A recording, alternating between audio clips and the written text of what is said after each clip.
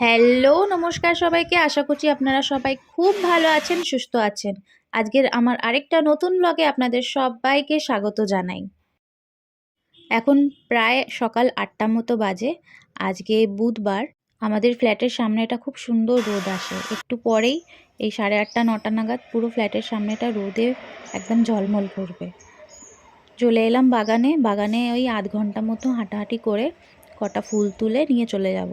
সকালে এসে এইখানে হাঁটা আর এই পাখিদের হালকা হালকা আওয়াজ শোনা, এইগুলোই এখন ডাকে আমায় বাগানে। এত ভালো লাগে সকাল সকাল। আর সকালে উঠে এরম হাঁটাটা খুবই দরকার। আর আমার ওয়েটটা খুবই গেইন হয়ে যাচ্ছে, আমি একটু মোটা হয়ে যাচ্ছি, তাই হাঁটাহাঁটিটা দরকার। ডাক্তার বলেছে যে হাঁটাহাঁটি করো, নাহলে এরপরে আরও মোটা হলে মুশকিল হয়ে যাবে। তাই এবার শুরু করেছি হাঁটাহাঁটি। জানি না কতদিন করব, এরকম অনেকবারই চেষ্টা করেছি শুরু করার। গরমটা যখন পড়েছিল বেশ হাঁটতাম। সন্ধ্যের দিকে প্রায় 1 ঘন্টা মতো হাঁটতে বেরোতাম। ওয়েটটা একটু লসও হয়েছিল। সেই যে ওয়েট লস হওয়াটা দেখে নিয়েছি, তারপরে আবার ছেড়ে দিয়েছি, তারপরে আবার মোটা হয়ে গেছি। পাখিদের চারদিকে কিচিরমিচির আওয়াজগুলো শুনতে পাচ্ছেন, তাই জন্য আমি পেছনে কোনো আজকে এখন ব্যাকগ্রাউন্ড মিউজিক দিইনি। কি ভালো লাগছে না? চলুন তাহলে এবার ফুলগুলো তুলে নিই এক এক করে। দেখেছেন পুরো স্থলপদ্মটা পুরো কটন ক্যান্ডির মতনই দেখতে লাগে। খুব ভালো লাগে আমার এই সকাল সকাল এই ফুলেদের, পাখিদের চারিদিকে চিকিরবিকির শুনেই যেন মনটা ভালো হয়ে যায়। চলুন, আমার আজকের ফুল তোলা হয়ে গেছে। কটা কুড়ি আমি কালকে নিয়ে গেছিলাম, তাই জবা ফুলের বাড়িতে দেখছি ফুল ফুটে রয়েছে। আর চলে এসেছি বাড়ি। এবার রান্নায় লাগতে হবে। এই যে শাক কালকে বেটে কুটে রেখেছিলাম, ভাতের হাঁড়িতে জল ভরছে।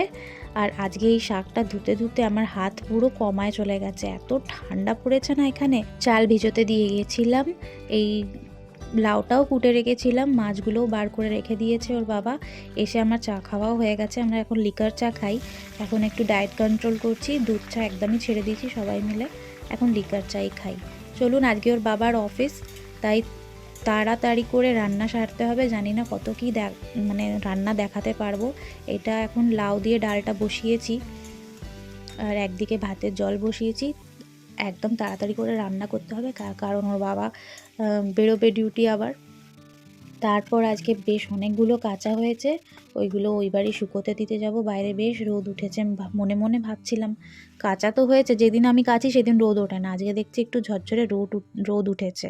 তাই যাব ওই বাড়িতে, ছাদে আজকে শুকোতে দিয়ে আসবো। আমাদের বাগানে খুব একটা রোদ হয় না, আসে না, ফ্ল্যাটের জন্য। ফ্ল্যাটের পেছনটাই তো বাগান, তাই ফ্ল্যাটের জন্য খুব একটা রোদ আসে না, তাই যাব ছাদে।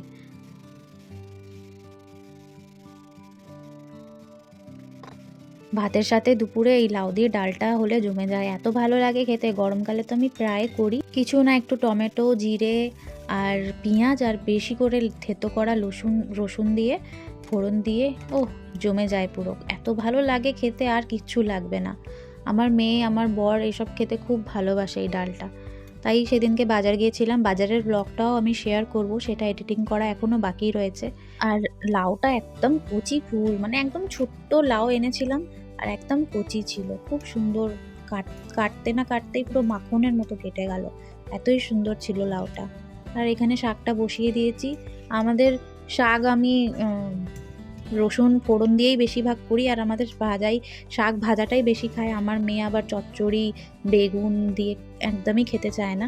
চলুন, ওর বাবা বেরিয়ে গেছে ডিউটি। লাস্টে আমি মাছটা খুব তাড়াহুড়োতে করলাম বলে আর দেখাতে পারলাম না।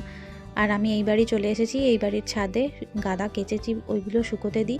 আর দেখেন কি সুন্দর রোদ উঠেছে, তাই আজকে ভাবলাম ছাদেই শুকোতে দেবো। এই ছাদে যখন শুকোতে দিতে আসি, বা এই বাড়িতে যখনই আমি শুকোতে দিতে আসি, আমার একটা কথাই মনে পড়ে।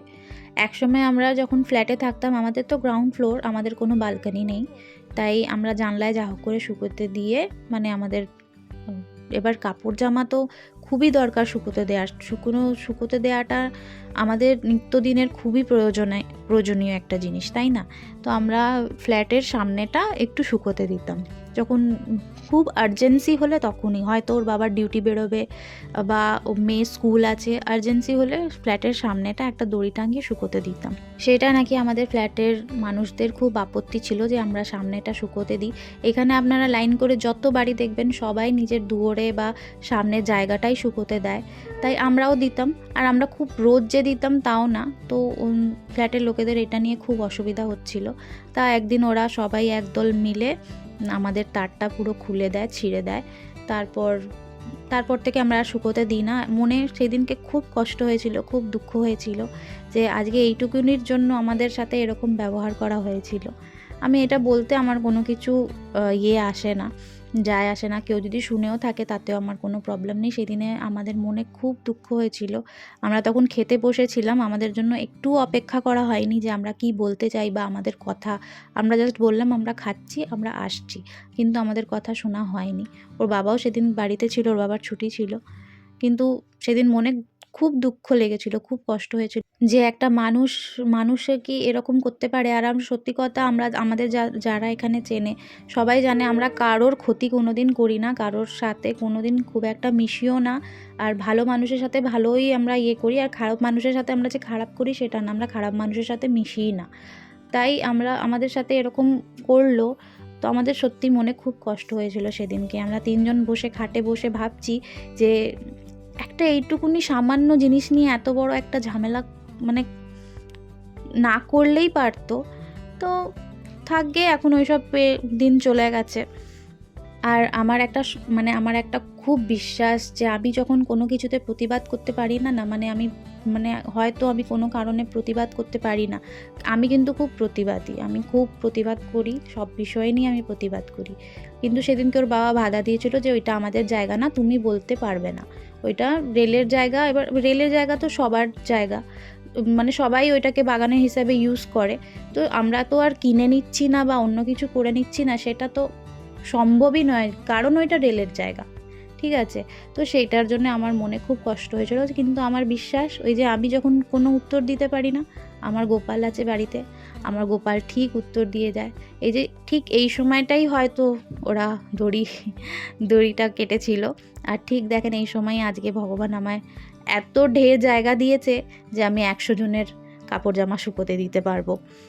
কিছু কিছু জিনিস ভগবানের উপরেও ছেড়ে দিতে হয়। সেদিন সত্যি আমি ঠাকুরকে খুবই বিশ্বাস করি, আমার গোপালকে খুবই বিশ্বাস করি। যখন আমি কিছু করতে পারি না, আমি গোপালকে আমি কিছু বলিও না যে ভগবান তুমি এদের ভালো করো না, বা তুমি এদের মঙ্গল করো, তুমি এইরম করো, আমি এসব কোনোদিন কিছু বলি না। আমি জাস্ট গোপালকে একবার ডেকে নিই, আমার সব কিছু ও দেখে নেয়, আমার সব কিছু ও পরিষ্কার করে বুঝে নেয়। আর আমার যা আজকে আমি পেয়েছি সব আমার রাধাকৃষ্ণর জন্যেই। আমার রাধাকৃষ্ণ খুব আমার কথা শোনে, খুব আমায় দেখে। সত্যি কথা বলতে, আমরা যদি কোনো দিন এরকম হয় যে আমাদের জায়গায় যদি ফ্ল্যাটের অন্য কেউ এরকম শুকোতে দিত, তাহলে আমরা তো পসিবলই না, আমি তো চিন্তা ভাবনাই করতে পারতাম না যে আমি এরকম কারোর ক্ষতি করব, বা আমার মনে এরকম আসবে যে কেন ওরা শুকোতে দেবে, কেন। আমার মনে সত্যি কথা আমি কপাল করে আমার এই জিনিসটা আছে, আমার মনে কোনো হিংসা আর জেলেসি নেই। যাকগে, সেই দিন থেকে সব কিছুই ভুলে গিয়েছিলাম, আর সব কিছুই ভগবান দেখে নিয়েছে। আর যা হয়েছে সেটা অতীত, কিন্তু আপনাদের সাথে শেয়ার করলাম। এরকমও মানুষজন করতে পারে, তাই আপনাদের সাথে এই কথাটাও শেয়ার করলাম। আর আমি যখনই শুকোতে দিতে আসি, আমার সত্যি কথা বলছি, আমার এই জিনিসটা প্রতিবার মনে পড়ে, এই কথাটা প্রতিবার মনে পড়ে। জানি না কেন আমার এই জিনিসটা খুব কষ্ট আর খুব মনে লেগেছিল, তাই আপনাদের সাথে শেয়ার করলাম। চলেন, হয়ে গেছে আমার শুকোতে দেয়া। মা আর মেয়েতে এখন ছাদে একটু ঘুরছি, রোদ কুয়াচ্ছি। আর এখানে আমাদের বাড়ির উল্টো দিকে একটা বাড়িতে শিমুল গাছ আছে। শিমুল গাছের কাঁটা কিন্তু যাদের ব্রণ হয় তাদের জন্য খুব ভালো। আমি এটা জানতাম না, আমার বরই আমায় বলেছিল, মেয়েকে লাগাই, ওর বাবা এনে দিয়েছে। মেয়েকে একটু যেমন চন্দন ঘষে ওরকম ঘষে মেয়ে অনেক দিনই লাগিয়েছিল, ওর মুখটা বেশ চকচকে হয়ে গেছিলো। খুব ভালো জিনিস, যারা জানো না তাদের ক্ষেত্রে বলে দিই, যাদের পিম্পলস নিয়ে যারা খুব ভুগছো তারা এটা ইউজ করে দেখতে পারো। তাহলে চলুন, এবার কাপড় জামাগুলো একটু রোদ পাক, আমি যাই বাড়িতে স্নান টান করে পুজো দিয়ে নিই। পুজো দেওয়ার পর আমরা মা মেয়েতে খেয়ে নেব। আর এখানে আমার পুজো দেওয়া হয়ে গেছে। চলুন তাহলে আজকের ব্লগটা এই পর্যন্তই। সবাই খুব ভালো থাকবেন, সুস্থ থাকবেন। আমার ভিডিও ভালো লাগলে অবশ্যই কমেন্ট, লাইক, শেয়ার, সাবস্ক্রাইব, বাবা উল্টো পাল্টা হয়ে গেল, যাই হোক সব কিছুই করে দেবেন। খুব ভালো থাকবেন, সুস্থ থাকবেন, আনন্দে থাকবেন। আর যারা যারা দেখছেন তারা এটা জানাবেন যে শীত আপনাদের ওখানে শীত কেমন পড়েছে, খুব বেশি না মোটামুটি? আমাদের এখানে বেশ ভালোই শীত পড়েছে। তাহলে চলুন, টাটা।